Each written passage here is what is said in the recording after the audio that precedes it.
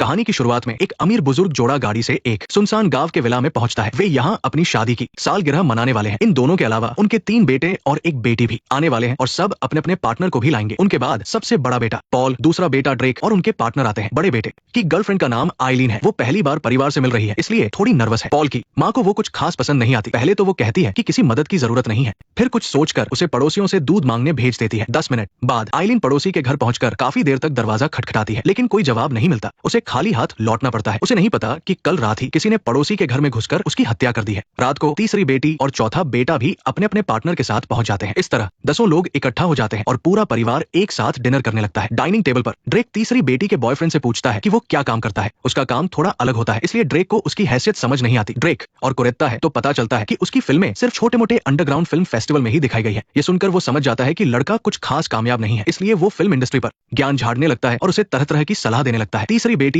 अपने बॉयफ्रेंड के बचाव में आती है और ड्रेक से कहती है कि जब कुछ पता नहीं तो चुप ही रहे। पास बैठा चौथा बेटा निक भी ड्रेक के इस घमंडी रवैये से काफी चिढ़ जाता है। तीसरी बेटी के बॉयफ्रेंड की बेइज्जती करने के बाद ड्रेक पॉल की तरफ देखता है और अपना निशाना उस पर साध लेता है। पॉल एक कॉलेज प्रोफेसर है, इसलिए ड्रेक आइलीन से पूछता है कि क्या वो पॉल की स्टूडेंट है। दोनों भाइयों के बीच जल्द ही तीखी बहस शुरू हो जाती है और डिनर टेबल पर हंगामा मच जाता है। तभी तीसरी बेटी के बॉयफ्रेंड को खिड़की के बाहर कुछ अजीब लगता है। वो उठकर खिड़की के पास जाता है ताकि देख सके कि मामला क्या है। तभी अचानक सभी लोग एकदम सन्न रह जाते हैं, क्योंकि वो देखते हैं कि तीसरी बेटी के बॉयफ्रेंड के सिर के आर पार एक तीर घुसा हुआ है। पल भर में ही सबको खतरे का एहसास होता है और सब नीचे छिप जाते हैं। सिर्फ माँ ही सदमे में खड़ी रहती है। ड्रेक तुरंत उन्हें बचाने दौड़ता है, लेकिन उसकी पीठ पर भी एक तीर लग जाता है। जब सभी लोग छिप जाते हैं तो उन्हें पता चलता है कि किसी के भी फोन में नेटवर्क नहीं है। लगता है हमलावरों ने नेटवर्क जैमर लगा रखा है। यहाँ खतरा देखकर आइलीन कुर्सी को ढाल बनाकर दूसरी जगह जाने का सुझाव देती है। वे सब आगे वाले हॉल में आते हैं, जहाँ उन्हें थोड़ी राहत मिलती है। अब उन्हें ड्रेक की पीठ के तीर का इलाज करना है। आइलीन सख्ती से कहती है कि तीर को ना काटना है और ना ही निकालना है। मदद मिलने तक इसे ऐसे ही रहने दो। तो फिर मदद मिलेगी कैसे? पॉल सुझाव देता है कि किसी एक को दौड़कर गाड़ी तक जाना चाहिए और मदद लानी चाहिए, लेकिन इतना खतरनाक काम करेगा कौन? इसलिए सब आपस में बहस करने लगते हैं कि बाहर कौन जाएगा। इस बीच आइलीन बार बार सबको बाहर ना जाने की सलाह देती है, लेकिन कोई उसकी बात नहीं सुनता। तभी तीसरी बेटी खुद कहती है कि वो बहुत तेज दौड़ती है। आइलीन उसे रोकना चाहती है, लेकिन पॉल उसे रोक लेता है। इस तरह तीसरी बेटी दरवाजे की तरफ भागने लगती है। किसी ने सोचा भी नहीं था कि दरवाजे पर स्टील के तार का जाल बिछा है। तीसरी बेटी का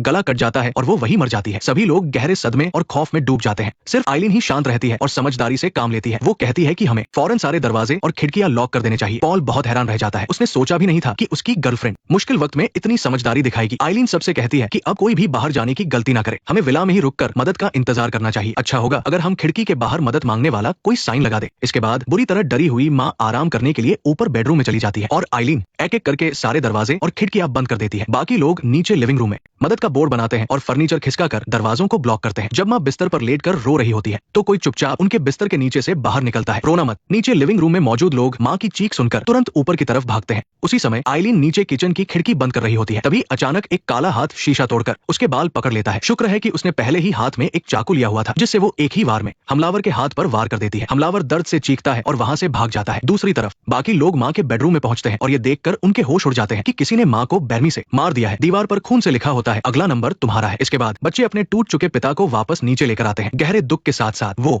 काफी उलझन में भी है। इस समय माँ के बेडरूम में सिर्फ ड्रेक की पत्नी मिया रह जाती है। वो कोई सुराग ढूंढने के लिए इधर उधर देखने लगती है। तभी वो देखती है कि खिड़की खुली हुई है। ऐसा लगता है कि हमलावर खिड़की से ही अंदर आया था। तभी एक बहुत ही खौफनाक ख्याल उसके दिमाग में आता है, कहीं ऐसा तो नहीं कि हमलावर अभी भी कमरे में ही छिपा हो। वो धीरे धीरे बिस्तर के पास जाती है और नीचे झुककर अंदर देखने की कोशिश करती है। बुरी तरह डर जाने के कारण वो बदहवास होकर सीधे विला के बाहर भाग जाती है। ड्रेक उसे पकड़ने के लिए पीछे भागता है, लेकिन दरवाजे पर लगे तार से उसकी पीठ का तीर टकरा जाता है। दर्द तो वैसे भी बहुत हो रहा था, इसलिए वो झटके से तीर को बाहर खींच लेता है और वहीं पर बेहोश हो जाता है। बाकी लोग ड्रेक को खींचकर छिपा देते हैं। इस बीच निक की गर्लफ्रेंड लीजा कहती है कि उन्हें भी बाहर भागने की कोशिश करनी चाहिए। आखिरकार मिया भी तो बाहर निकल ही गई है। पॉल थोड़ी देर सोचता है और अकेले बाहर जाकर गाड़ी लाने का फैसला करता है। दूसरी तरफ मिया पड़ोसी के घर पहुंच जाती है, लेकिन वहां उसका सामना एक नकाबपोश आदमी से होता है। वो उसे जमीन पर गिरा देता है और गोल्फ खेलने के अंदाज में एक बड़े हथौड़े से उसका सिर फोड़ देता है। कुछ ही देर बाद पॉल वापस आता है और बताता है कि कोई भी गाड़ी स्टार्ट नहीं हो रही है, लेकिन बाहर कोई दिखाई नहीं दे रहा है। वो मदद लाने के लिए और दूर तक भागकर जाने का फैसला करता है। आइलीन से अलविदा कहने के बाद पॉल विला से निकल जाता है। अब लोग थोड़े कम बचे हैं, तो हम चौथे बेटे और उसकी गर्लफ्रेंड का नाम बता सकते हैं। चौथे बेटे का नाम निक है और उसकी गर्लफ्रेंड का नाम लीजा है। इसके बाद आइलीन विला में कमान संभाल लेती है। वो किचन में जाकर बहुत सारे चाकू और कांटे इकट्ठे कर लेती है। तभी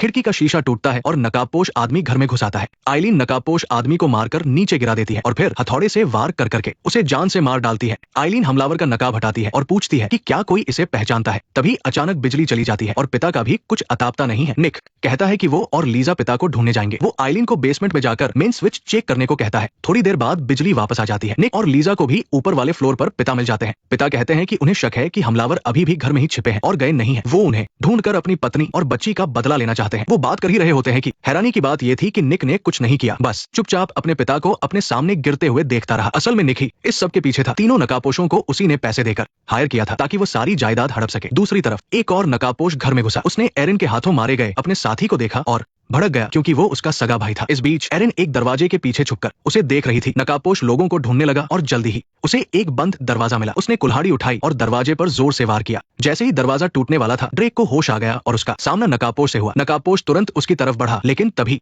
एरिन ने आकर नकाबपोश की पीठ में पेचकस घूम दिया। अब मामला 1 के मुकाबले 2 का था तो नकाबपोश वहां से भाग निकला। थोड़ी देर बाद निक और लिसा नीचे आए और झूठ बोला कि पिताजी सो गए हैं। एरिन ने ज्यादा नहीं सोचा, वो उन्हें बेसमेंट में ले गई और कहा कि वे वहां से कोई भी हथियार चुन ले। फिर वो लकड़ी और कीले लेकर लिसा के साथ ग्राउंड फ्लोर पर गई ताकि वो कीलों वाला जाल बिछा सके। ये सब करते हुए लिसा ने एरिन से पूछा तो एरिन ने बताया कि उसके पिता एक सर्वाइवलिस्ट थे जिन्होंने बचपन से ही उसे सर्वाइवल और लड़ाई की ट्रेनिंग दी थी, पर यह पहली बार था जब वो इसका इस्तेमाल कर रही थी। यहाँ तक कि पॉल को भी ये नहीं पता था। ये सुनकर लिसा सोच में पड़ गई और एरिन पर छुपकर हमला करने की योजना बनाने लगी। बेसमेंट में दोनों भाई हथियार ढूंढ रहे थे। तभी निक ने ड्रेक को बताया कि छोटी बहन मारी जा चुकी है। ड्रेक पूरी तरह टूट गया और निक को चुप रहने को कहा। उसे क्या पता था कि उसका अपना भाई ही उसे यही चाकू मारकर खत्म कर देगा। देखिए, इसके शरीर पर इतने सारे पेचकस घूम पे गए हैं, इससे अच्छा तो शुरू में ही तीर से मर जाना था। अब चलते हैं ग्राउंड फ्लोर की तरफ। जाल बिछाने के बाद एरिन ऊपर गई जहाँ उसने देखा कि उसके बॉयफ्रेंड के पिता की मौत हो चुकी है। वो बहुत दुखी थी और समझ नहीं पा रही थी कि पॉल को क्या बताएगी। तभी जब वो सोच में डूबी थी, एक नकाबपोश उसकी तरफ आ रहा था। खिड़की से कूदने के बाद एरिन जंगल में छुप गई। उसके पैर में कांच का एक टुकड़ा चुभ गया था जिसे उसने दर्द सहते हुए निकाल दिया। तभी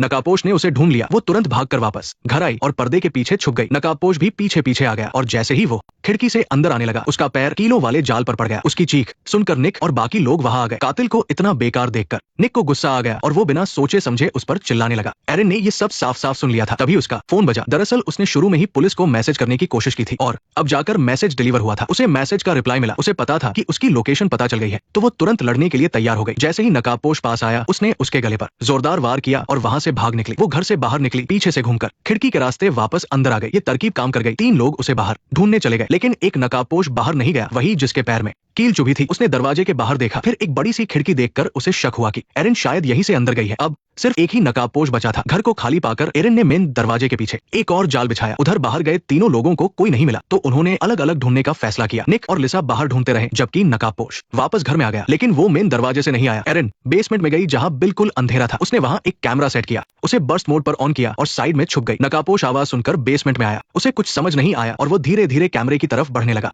इस तरह एरिन ने आखिरी नकाबपोश को भी मार गिराया। उसी वक्त निक और लिसा वापस आंगन में आ गए। एरिन जैसे ही ऊपर आई, उन दोनों ने उसे देख लिया। हालांकि निशाना चूक गया, लेकिन निक को लगा कि अब खेल खत्म होने वाला है, इसलिए उसने सिग्नल जैमर बंद कर दिया और लिसा के साथ अंदर जाकर एरिन को घेरने लगा। एरिन ने लिसा पर घात लगाकर हमला किया। पहले उसका हथियार गिराया, फिर पीछे से उसके बाल पकड़ लिए। अगले ही पल निक वहां आ गया तो एरिन ने पास रखा गर्म तेल उस पर फेंक दिया, पर वो तेल अब तक ठंडा हो चुका था। दोनों के बीच भयंकर लड़ाई शुरू हो गई। जब एरिन और लिसा आपस में उलझी हुई थी, निक ने एरिन के कंधे में चाकू घूम दिया। एरिन हार मानने वालों में से नहीं थी। उसने ब्लेंडर उठाया और निक के सिर पर दे मारा। ब्लेंडर का जार टूट गया और उसके ब्लेड बाहर आ गए। लिसा डर के मारे कांपने लगी। उस वक्त एरिन किसी कातिल से कम नहीं लग रही थी। एरिन लिसा को छोड़ने वाली नहीं थी। उसने अपने कंधे से चाकू निकाला और उसे सीधा लिसा के सिर में उतार दिया। तभी निक का फोन बजने लगा। पॉल का कॉल था। एरिन ने फोन उठाया तो उसके होश उड़ गए। पॉल ने फोन उठाते ही पूछा कि काम हुआ या नहीं। मतलब पॉल और निक एक साथ मिले हुए थे। अब फाइनली दोनों आमने सामने थे। जब राज खुल गया तो पॉल ने एरिन से माफी मांगी और गिड़गिड़ाकर कहा कि वो पुलिस को न बताए। उसने कहा कि जायदाद मिलने के बाद वो उसे भी हिस्सा देगा। उसने कहा कि हम पेरिस में छुट्टियां मना सकते हैं या शायद डेट पर जा सकते हैं।